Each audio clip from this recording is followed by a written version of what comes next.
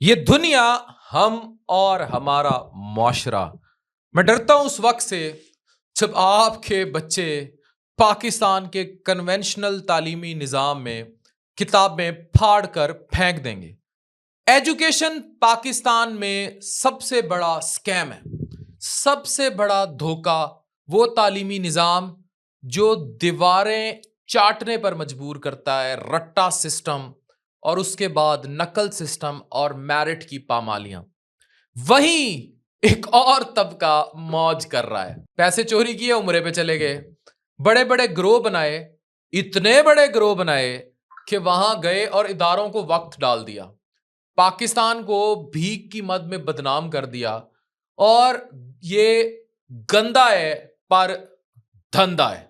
हमें रोजाना हर दरवाजे, हर मोड़ पर, सिग्नल पर खड़े भिखारी नजर आते हैं। इनमें कुछ मुस्तहिक होंगे, कुछ मतलब 1 से 2%, बाकी माफिया हैं। कितना बड़ा माफिया, ये वीडियो आपको हैरान कर देगी। आप इस माफिया को 10-10 रुपए पकड़ाएं, 50 पकड़ाएं, 100 पकड़ाएं, एक एक भिखारी दिन का 50,000 60,000 तक कमा लेता है। किस दावे पर यह बात कह रहा हूं? इस दावे पर हमें लगता है कि यह लीस्ट प्रिविलेज्ड कम्युनिटी है। सोच है आपकी, सबसे ज्यादा पैसा कमाना खौफ और डर बिकता है। यही 10, 20, 50 लेने वाले बजाहिर मजलूम लेकिन हकीकत में बैगर्स माफिया होते हैं। प्रोफेशनल भिखारी जिनका प्रोफेशन, पेशा ही भीख मांगना होता है और अरबों रुपया कमाना होता है। मैं कह रहा हूं अरबों करोड़ों। कैसे, बताता हूं। ये न्यूज देखिए। आदि फौत हो गई सी 40वें ਦਾ ਖਤਮ ਵਾਸਤੇ 11000 ਬੰਦੇ ਦੀ ਐਵਰੇਜ ਸੀ, 12000 13000 ਐਵਰੇਜ ਦਾ ਨਿਜ਼ਾਮ ਚੱਲ ਗਿਆ। ਆਵਾਮ ਇਤਨੀ ਆਈ ਹੈ, ਉਸ ਤੋਂ ਬਾਅਦ ਇਹ ਵੀ ਦੇਗਾ ਪਈਆਂ ਹੋਈਆਂ ਨੇ, ਉਸ ਤੋਂ ਬਾਅਦ ਬਾਹਰ ਵੀ ਦੇਗਾ ਪਈਆਂ ਹੋਈਆਂ ਨੇ। ਇਹ ਸਾਰੀ 11 13000 ਦੀ ਆਵਾਮ ਦੀ ਰੋਟੀ ਹੈ ਤੇ ਅਸੀਂ 40वें ਦਾ ਖਤਮ ਦਵਾ ਰਹੇ ਹਾਂ। 1.25 ਕਰੋੜ ਅਸੀਂ ਆਪਣੀ ਮੁਹੱਬਤ ਦੀ ਆਵਾਮ ਜਿਹੜੀ ਸੀ, ਸਾਡੀ ਚਾਹਤ ਕਰਨ ਵਾਲੀ ਸੀ, ਅਸੀਂ ਉਹਨਾਂ ਦੇ लिए जिसमें बाजार लोग मजाक उड़ा रहे हैं, मीम्स बना रहे हैं, पर यह मजाक का मूवमेंट नहीं है। गुजरावाला में भिखारियों की दादी का 40वां, पता है कितने का?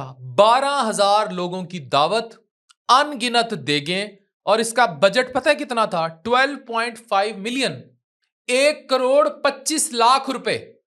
जी हां, 1,25,00,000 रुपए में इन्होंने अपनी ग्रैंड दादी का 40वां मनाया है।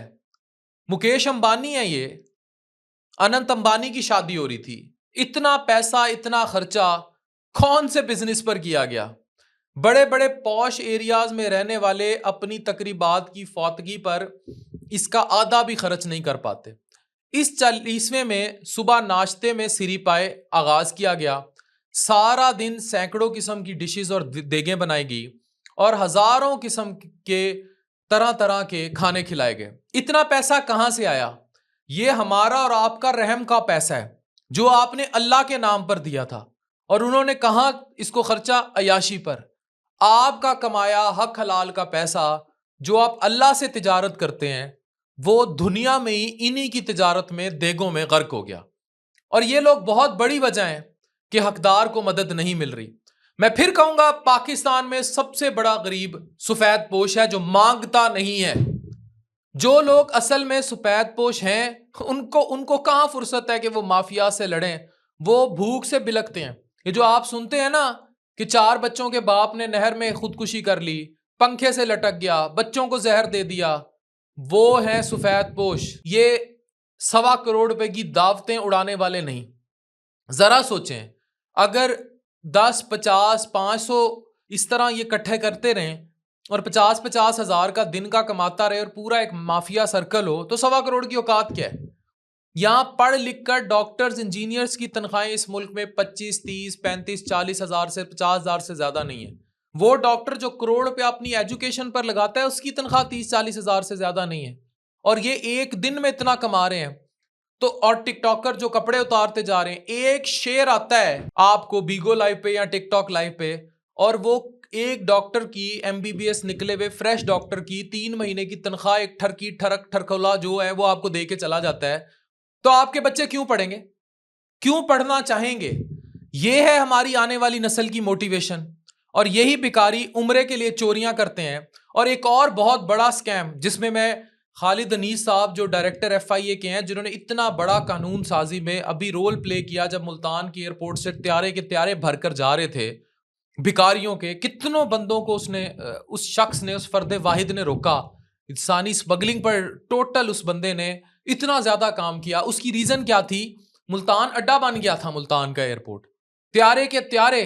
और जब ये इन लोगों के घरों में गए, पीछे वेरी वेल सेटल्ड लोग या काम करते लोग लालच में आए और उन्होंने कि वहां जाके भीख मांगेंगे और इस नेटवर्क में शामिल हो गए। दुबई में हमारे वीजे बैन, सऊदी अरब में हमारे वीजे बैन, उम्रे के लिए वीजे लगना बंद हो गए। सोचें कि इस माफिया की ताकत का अंदाजा लगाएं कि आपको ये इतना पावरफुली इंपैक्ट कर रहे हैं कि FIA को हरकत में आना पड़ रहा है, मुल्क में कानून साजी की जा रही है और बाहर से आपके वीजे रिजेक्ट होने लग गए हैं। आप में किसी भिखारी में इतनी जुर्रत हो सकती है, अगर वो माफिया ना हो, कि आपके बाहर वीजों पर जो है वो स्टैंप्स लग जाएं कि आप नहीं आ सकते उम्रों पे, क्योंकि आप यहां आके भीख मांगते हैं। एक आम बंदा क्यों जाएगा दुबई भीख मांगने? ये माफिया है, इसमें एजेंट्स इन्वॉल्व थे। पाकिस्तान में बिजनेस ऑप्शंस है नहीं, जॉब्स है नहीं, फ्री लांसर जो काम कर रहे थे अरबों रुपया ला रहे थे, उधर वैसे VPN फायरवॉल के मसले शुरू हो गए। और टिकटॉकर्स हैं, वो कपड़े उतारते जाओ, फहाशी फैलाओ, नंगा दिखाओ अपने आप को, पैसे कमाओ, या फिर भिखारी बन। पाकिस्तान में अगर किसी पेशे में अब सबसे ज्यादा स्कोप है वो प्रोफेशनल भिखारी बनने में। ये हमें सोचना पड़ेगा। और मेरी रिक्वेस्ट है FIA से और आला हुकाम से कि जैसे बाहर रोक रहे हैं, अंदर भी रोकें।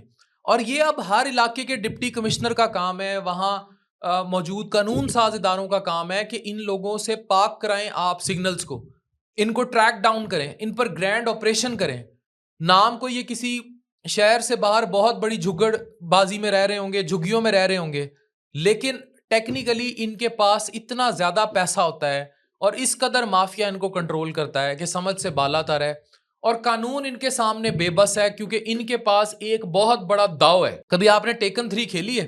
वो एक दाव लगता है जो मास्टर दाव होता है और वो फिर अगले को चत कर देता है। और वो दाव है, सर मैं गरीब आदमी हूं। तो आप गुर्बत की आड़ में मुल्क चाट गए हैं, 1.25 करोड़ रुपए की आप दादी के 40वें मना रहे हैं और आप भिखारी हैं और आप गरीब आदमी हैं। यही जुमला इस मुल्क को खा जाएगा। डॉक्टर अफान कैसर, साइनिंग ऑफ।